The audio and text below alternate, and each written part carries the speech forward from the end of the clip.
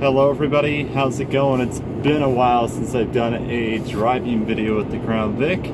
It is up to 166,000 kilometers, so almost 105,000 miles, or give or take a little bit, probably about 104. Really haven't had to do anything to the car besides an upper ball joint and control arm. Last month it was a little costly due to the labor. So really, besides sway bar links, that's the first thing that's gone out in the car that has been unscheduled maintenance. Besides rust factors, like the gas tank had to get replaced a year and a half ago, and the gas tank straps and differential cover, that was all a year and a half ago. So really, I've lucked out pretty good. The car's still driving great, obviously. The only issue is right now is in the round the fenders is starting to get a bit of rust, and left rear door has a speck of it, and also around the bottom of the rear wheel wells, which are all common areas on the Crown Vic. So I might get those fixed. I think the left front fender, I might look at replacing. I'm not too sure, but there is something that I'm gonna start trying to do, and me and my friend want to get in on it. It is going to be buying and selling cop cars. Before we get in too deep on it, we want to start off with the Crown Vic, since they're easier to work on. There's a bit less profit to be made, but there's also less risk. And through Canada, you have to buy the old RCMP cars through GC Surplus. So I have a bit of a fun story. I went down, not this Friday that just happened, but the Friday before. I bid on the car, and then it's a closed bidding, so you don't know what other people have bid. So Thursday morning comes along, and the time passes at 8 or 9 a.m.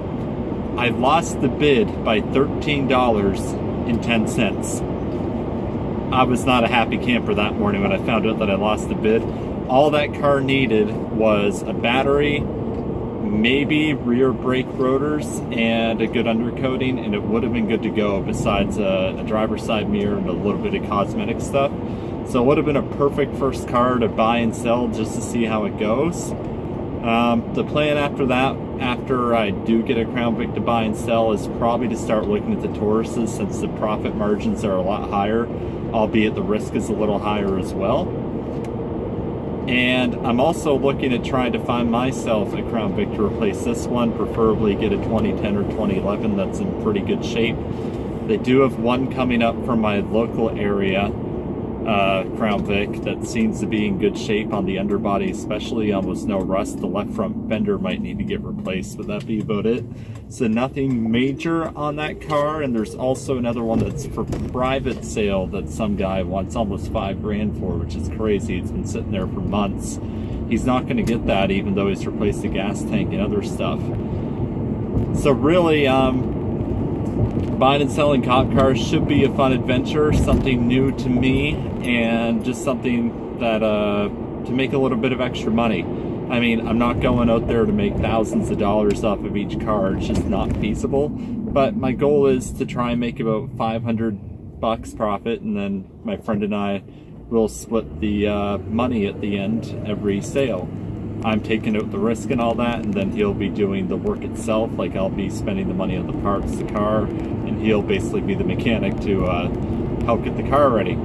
So really, it's just a win-win situation. I mean, if we make $200 each, we make $200 each. If we make a little bit more, then great. But just kind of doing it for fun and just a little bit of cash on the side. And so really, when we pick up a car from auction, I look at it this way. So let's say you buy a car for $1,500. I have to pay the 15% provincial tax. Title transfer is $13. I'll get a plate, so that way you can just go from car to car. You're allowed to sell up to 4 cars a year. And then get an oil change done, get what it needs for a safety inspection, and clean up some of the decals, give it a good wax and detail, and probably patch the holes in the roof. And really, besides that, it should be good for sale. I mean, the RCMP cars are luckily maintained pretty good.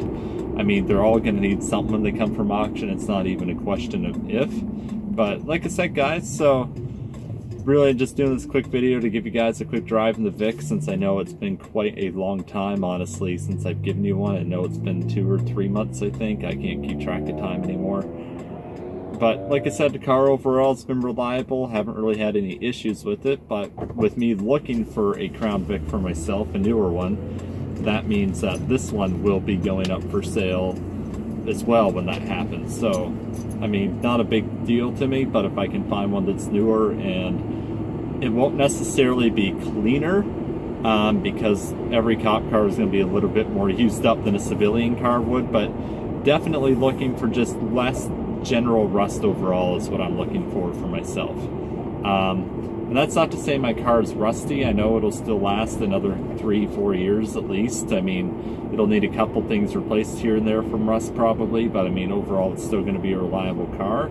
So even if I don't find anything, it's not a huge loss, but if I do find something that I want to replace this with, awesome. I definitely don't want to replace it with the Taurus. I'm more of a Crown Vic fan. Not saying that the Tauruses drive bad or anything, but they don't have that old school feel to them or that nice V8 sound. I'm just more of a fan of the old school Crown Vic, and I think it's always going to be that way. So anyways, thank you guys so much for tuning in. Hope you guys enjoyed another drive in the Crown Vic and my little bit of updates there. I'll keep you guys posted on those. Have a good one, everybody.